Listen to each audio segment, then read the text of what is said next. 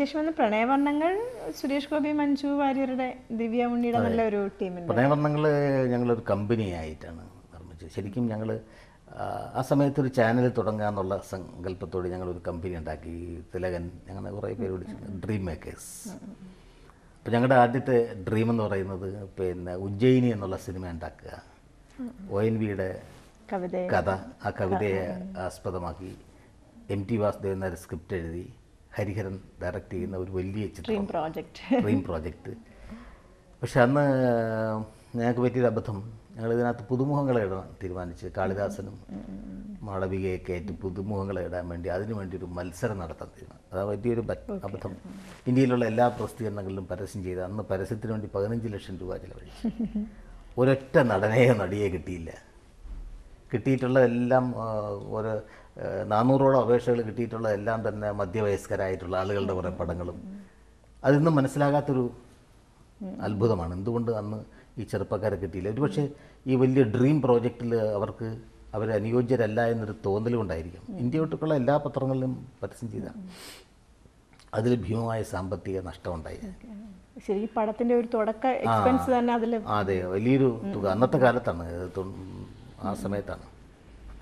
അപ്പോൾ അത് പിന്നെ ടെലിവിഷൻ ചാനൽ തുടങ്ങുക എന്നുള്ളതായിരുന്നു അടുത്ത ഡ്രീം TV. അങ്ങനെയൊക്കെയുള്ള സങ്കല്പമായിരുന്നു. അവസാനം എല്ലാം നഷ്ടപ്പെട്ട് സാമ്പത്തിക നഷ്ടം. ആ സാമ്പത്തിക നഷ്ടത്തിൽ നിന്ന് കമ്പനി കടത്തിൽ നിന്ന് കരകയറാൻ വേണ്ടിയാണ് ഞങ്ങൾ പ്രണയവർണ്ണങ്ങൾ എന്നുള്ള സിനിമ ഉണ്ടാക്കുന്നത്. കടമൊക്കെ തീർന്നത് പ്രണയവർണ്ണങ്ങൾ എന്നുള്ള സിനിമ ഉണ്ടാക്കുന്നു. അപ്പോൾ അതിൽ പുതിയ 2 ചെറുപ്പക്കാരാണ് നമ്മൾ റൈറ്റേഴ്സായിട്ടുള്ള സച്ചിദാനന്ദൻ പുഴങ്കര, അതുപോലെ തന്നെ ജയരാമൻ. അവരുണ്ട് ആദ്യമായിട്ട് എഴുതിയ സ്ക്രിപ്റ്റാണ്. അതും കണ്ടെത്തിയ തിലകനാണ്. തിലകൻ്റെ കയ്യിൽ വായിക്കാനായിട്ട് ഈ സ്ക്രിപ്റ്റ് അവർ കൊണ്ടു കൊടുക്കുന്നു. അപ്പോൾ എന്നെ തിലകൻ വിളിച്ചിട്ട് പറഞ്ഞു, ഒരു സ്ക്രിപ്റ്റ് കിട്ടിയിട്ടുണ്ടെന്ന് വായിച്ച് നോക്ക്. അന്ന് സിബി മലയിൽ ഇവിടെ ഉണ്ട്. ഞങ്ങൾ വേറൊരു കഥ ഡിസ്കസ് ചെയ്യാൻ വേണ്ടി ഞങ്ങൾ സിബിയെ കൊണ്ട് ചെയ്യിക്കാനായിട്ടുണ്ട്.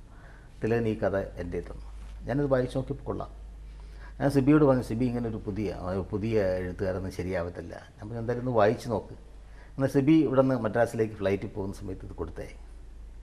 സിബി മദ്രാസിൽ ചെന്നെത്തി കഴിഞ്ഞ ഉടനെ തിരിച്ചു വിളിച്ചു, നല്ല സ്ക്രിപ്റ്റാണ്, ഞാൻ വീണ്ടും വരുന്നുണ്ട്, നമുക്കത് പ്രൊസീഡ് ചെയ്യാം. അങ്ങനെയാണ് അവരെ കൊണ്ടുവരുന്നത്. ആ സച്ചിദാനന്ദ പുഴക്കര എഴുതിയ കവിതയും ഉപയോഗിച്ചിരുന്നത് വരമഞ്ഞളാടിയ എന്നുള്ള പാട്ട് എഴുതിയ കവിതയാണ്. ശരിക്കും എൻ്റെ ധാരണ അദ്ദേഹം ഒരു കവി മാത്രമാണ്, സ്ക്രിപ്റ്റിൻ്റെ കാര്യം അറിയില്ല. അതെ അതെ, അയാൾ ട്രാൻസ്പോർട്ടിലെ ഒരു ഉദ്യോഗസ്ഥനായിരുന്നു അന്ന്. പക്ഷെ ഒരുപാട് പ്രോമിസിങ് ആയിട്ടുള്ള എഴുത്തുകാരായിരുന്നു. പിന്നെ അവരെ കണ്ടിട്ടില്ല. ശരിക്കും അതൊരു സക്സസ് ആയിരുന്നു. ശരിക്കും അതിൻ്റെ പാട്ടുകൾ ഇപ്പോഴും ഹിറ്റാണ്.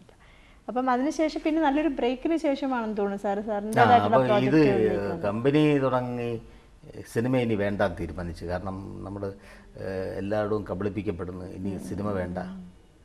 അങ്ങനെ ഇരുന്നപ്പോഴാണ് ഒരാൾക്ക് വേണ്ടി ഞാൻ വീണ്ടും സിനിമ നിർമ്മിക്കാൻ വേണ്ടി തീരുമാനിക്കുകയും കാറ്റുവെന്ന് വിളിച്ചപ്പോൾ എൻ്റെ സ്ക്രിപ്റ്റ് എഴുതുകയും ചെയ്തു.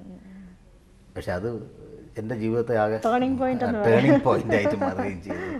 അങ്ങനെയാണ് സംവിധാനത്തിലേക്ക്. അപ്പോൾ സാർ അത്രയും നാളും സാറിന് ഒരു ഡയറക്ഷൻ എന്നുള്ളത് സാറിൻ്റെ ഡ്രീമേ ആയിരുന്നില്ല? കാറ്റുവെന്ന് വിളിച്ചപ്പോൾ പോലും ഞാൻ ഡയറക്റ്റ് ചെയ്യാൻ വേണ്ടി എഴുതിയ സിനിമയല്ല, വേറൊരാളെ കൊണ്ട് ചെയ്യിക്കാൻ വേണ്ടി എഴുതിയ സിനിമയാണ്. അപ്പോൾ പെട്ടെന്ന് അങ്ങനെ ഒരു സാധാരണ ഇപ്പം നമ്മൾ ഡയറക്ടേഴ്സ് എല്ലാം തന്നെ അവരുടെ ഒരു ഡ്രീം എന്ന് പറഞ്ഞ ഒരു ഡയറക്ടറായി മാറുക എന്നുള്ളതായിരിക്കും. അതിന് വേണ്ടിയിട്ട് അവർ ട്രാക്ക് ഉണ്ടാക്കി വരുവാണ്. പക്ഷേ സാറിന് അങ്ങനെ ഒരു ട്രാക്ക് ഇല്ലാണ്ട്, സാറിന് ഒരു ഡ്രീം ഇല്ലാണ്ട് സാർ എങ്ങനെ പിന്നെ ഡയറക്ടറായി? അല്ല, എഴുത്തുകാരനാവുക എന്നുള്ളത് ഒന്നും എൻ്റെ മനസ്സിലുണ്ടായിരുന്നു. അപ്പോൾ ഒരു സിനിമയ്ക്ക് കഥ എഴുതുക എന്നുള്ള അല്ലാതെ മറ്റ് ഒരിക്കലും ചിന്തിച്ചിട്ടില്ല. ഒരിക്കലും ചിന്തിക്കാത്തൊരു കാര്യത്തിലേക്കാണ് ലാൻഡ് ചെയ്തത്. പക്ഷെ പിന്നെ അവിടെ തന്നെ സ്റ്റിക്ക് ഓൺ ചെയ്തു എന്ന് ഉറച്ചു. സാർ ഇപ്പം ഇതുമായിട്ട് എനിക്ക് തോന്നുന്നു ഇപ്പം കടാക്ഷത്തിന് ഈ വർഷത്തെ മികച്ച കഥയ്ക്കുള്ള സംസ്ഥാന അവാർഡ് കിട്ടിയിട്ടുണ്ട്. അതുപോലെ മറ്റ് പടങ്ങൾക്ക് സാറിൻ്റെതായിട്ട് ഡയറക്ഷൻ എല്ലാത്തിനും അവാർഡുകൾ കിട്ടിയിട്ടുണ്ട്. അപ്പം ആദ്യ ചിത്രത്തിന് എന്താ അവാർഡായിരുന്നു സാർ? ഏതാണ്? കാറ്റുവെന്ന് വിളിച്ചപ്പോൾ ഇപ്പോൾ ക്രിട്ടിക്സ് അവാർഡ്, നവാഗത സംവിധായകനുള്ള അവാർഡ് കിട്ടി, നടിക്കുള്ള അവാർഡ് കിട്ടി, ക്യാമറമാനുള്ള അവാർഡ് കിട്ടി, സൗണ്ട് ഡിസൈനിങ്ങിന്, ആ തവണത്തെ ഏഷ്യാനെറ്റ് അവാർഡ് സൗണ്ട് റെക്കോർഡിങ്ങിന്, മ്യൂസിക് ഡയറക്ടർക്ക്, പിന്നെ മാതൃഭൂമി അവാർഡ്, പിന്നെ 26-27 അവാർഡ്.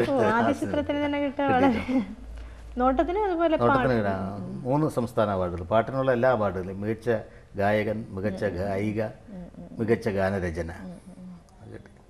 കടാക്ഷത്തിന് ഇപ്പോൾ ഈ ജയചന്ദ്രന് മികച്ച ഗായകനുള്ള അവാർഡ് അതിൽ കിട്ടിയിട്ടുണ്ട്. പാട്ട്. അപ്പോൾ ആ പാട്ട് അതിനും ഒരു കഥ വെച്ചാൽ മെല്ലെ എന്നുള്ള പാട്ട് ട്രാക്ക് പാടി ജയചന്ദ്രൻ.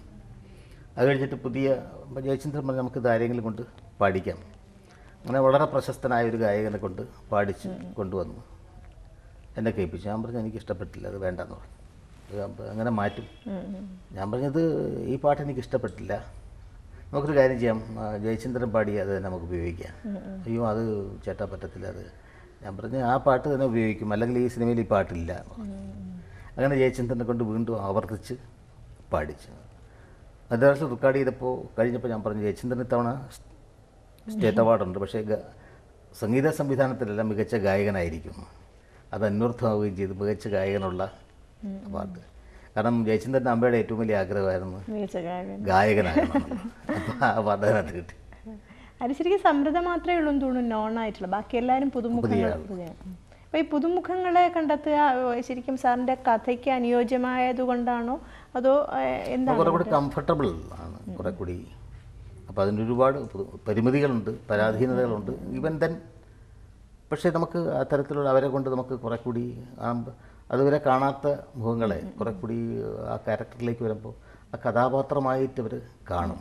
മറ്റേ നമ്മളൊരു 500 വേഷം ചെയ്യുന്ന ഒരാളിനെ നമ്മളെപ്പോഴും കാണുന്നത് ആ ഒരു കഥാപാത്രമായിട്ടല്ല, ആ വ്യക്തിയായിട്ടാണ്. അതേസമയത്ത് പുതിയ ആളുകളാകുമ്പോൾ നമുക്ക് എങ്ങനെ വേണമെങ്കിലും അവരെ ചെയ്തെടുക്കാൻ പറ്റും.